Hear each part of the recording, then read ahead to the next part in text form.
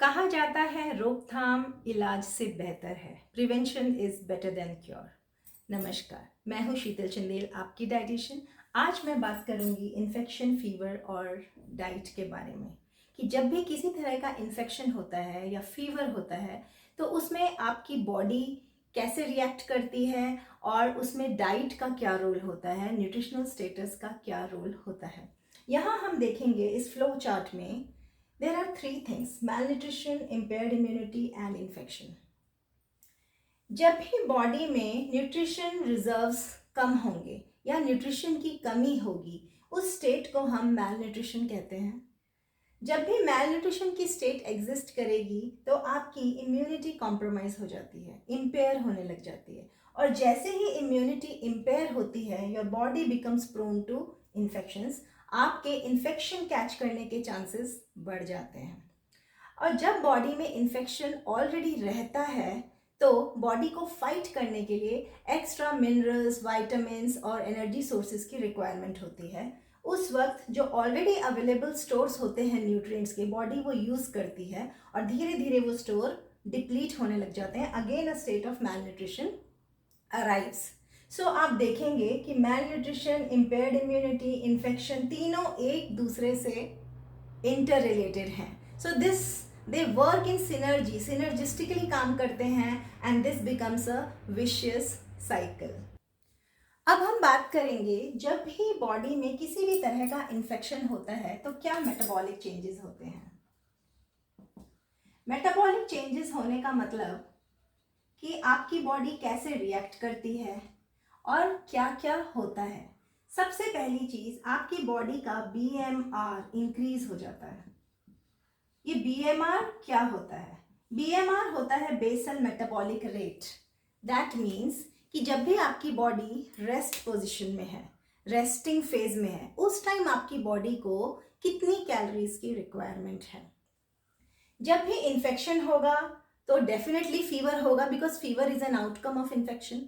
Fever होता है, body का टेम्परेचर बढ़ता है, it goes up to 104 degree Fahrenheit. तो उस टाइम आपका बेसल मेटाबॉलिक रेट बढ़ जाता है, इट इंक्रीजेस। इवेंचुअली आपकी बॉडी की डिमांड्स इंक्रीज हो जाती हैं। तो उसमें हमें कैलोरीज कितनी देनी है? अगर माइल्ड इन्फेक्शन है, माइल्ड इन्फेक्शन में 20% ऑफ बीएमआर कैलोरीज देनी होती हैं, और अगर इन्फेक्शन सीवियर है तो 70% ऑफ द टोटल पर डेज कैलोरीज। दैट मीन्स कि अगर किसी इंसान को 1800 किलो कैलोरीज रेस्टिंग फेज में चाहिए तो उसका 20% और इंक्रीज कर दीजिए। 1800 प्लस 20% ऑफ 1800, उतनी कैलोरीज उसको पर डे एडिशनल देनी पड़ेंगी। और अगर इन्फेक्शन सीवियर है तो 70% ऑफ द टोटल पर डेज कैलोरी जो उसकी नॉर्मली दी जा रही हैं उससे इंक्रीज करके देनी पड़ेंगी।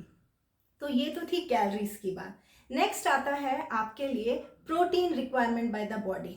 अब सेकेंड मेटाबॉलिक चेंज है कि बॉडी का प्रोटीन ब्रेकडाउन स्टार्ट हो जाता है, मीन्स कैटाबॉलिज्म स्टार्ट हो जाता है, आपकी मसल वेस्टिंग स्टार्ट हो जाती है। तो जब भी क्राइसिस की स्टेट में, during any type of infection, body सबसे पहले प्रोटीन ब्रेकडाउन स्टार्ट कर देती है।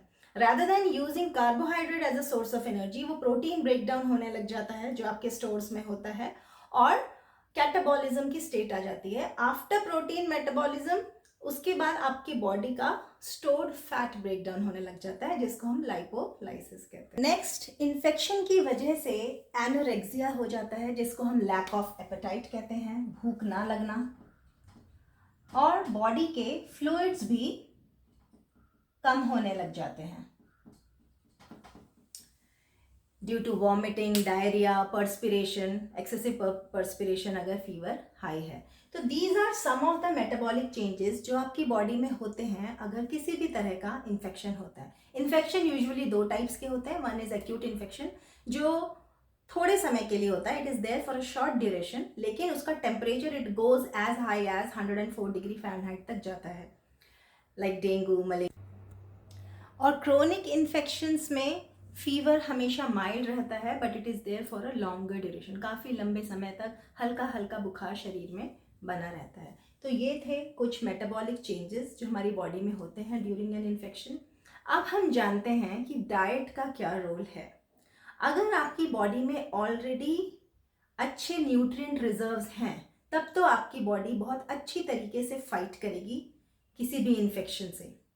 बट अगर आपकी बॉडी ऑलरेडी मैल नरिश्ड है, एनर्जी तो है बट न्यूट्रिएंट्स की कमी है, then it really takes a toll on your health. उसके लिए हमें एक्स्ट्रा न्यूट्रिएंट्स प्रोवाइड करने होते हैं बॉडी को थ्रू द डाइट। तो उसमें हमें क्या क्या लेना चाहिए? The golden rule in any fever is feed the fever. Fever को फीड कीजिए। दैट मीन्स ऐसा क्या खाएं जिससे आपकी बॉडी को फाइट करने की पावर मिले और आपकी बॉडी में रिजर्व्स धीरे धीरे दोबारा से रिप्लेनिश हों और आपकी बॉडी फ्लूइड्स का जो भी मिनरल्स डिप्लीट हुए हैं वो दोबारा से रिप्लेनिश हो जाएं। तो इसमें the golden rule is high calorie diet, high protein diet, moderate fat होना चाहिए और enough of vitamins and minerals होना चाहिए। नाउ हाई कैलोरी डाइट का मतलब क्या होता है? जिसमें कैलोरीज अच्छी खासी हैवी होनी चाहिए बट कार्बोहाइड्रेट का जो टाइप हो वो सिंपल कार्बोहाइड्रेट्स होने चाहिए। It should not be complex carbohydrate. Simple carbohydrates का मतलब आप glucose, fructose, syrups, jaggery, Honey, रवा, मैदा, इनसे बनी नूडल्स, चावल से बनी चीज़ें, ऐसी चीज़ें खा सकते हैं। जैसे चावल का पानी हो गया आपका। फिर हाई प्रोटीन डाइट में आपका हाई बायोलॉजिकल वैल्यू का प्रोटीन होना चाहिए। High biological value protein usually non vegetarian sources में होता है, like egg, fish, meat, lean protein.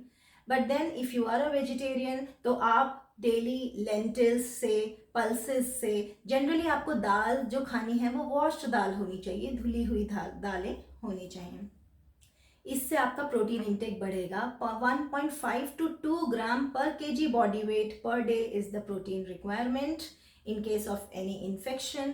फिर आपकी बॉडी फ्लूइड्स, इलेक्ट्रोलाइट्स कम हो जाते हैं बॉडी में, उसके लिए आपको कम से कम 2.5 से 3.5 लीटर वाटर पर डे, 2.5 से 3.5 लीटर, 4 लीटर पानी एक दिन में पीना है। उसके बाद आपको more of semi cooked food and vegetables खाने हैं, not raw. It should not be raw because body अभी रॉ फूड को डाइजेस्ट नहीं कर पाएगी। तो आप उसमें मोर ऑफ लाइक स्ट्यूज बना सकते हैं, वेजिटेबल ब्रॉथ बना सकते हैं, सूप बना सकते हैं और आप दाल का पानी पी सकते हैं, चावल का पानी पी सकते हैं। तो there are many things, there is entire list of food items which is available and you can easily find it on reliable websites. So this is about infection and diet in today's topic. Please stay connected.